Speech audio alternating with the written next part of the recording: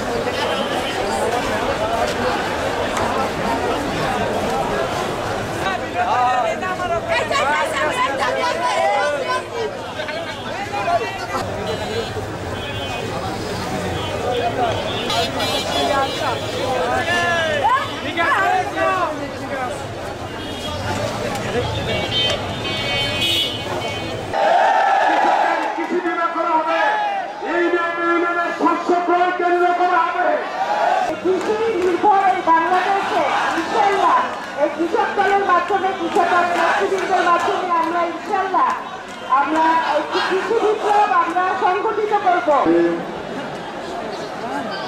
বাংলাদেশ জাতীয়তাবাদী কৃষক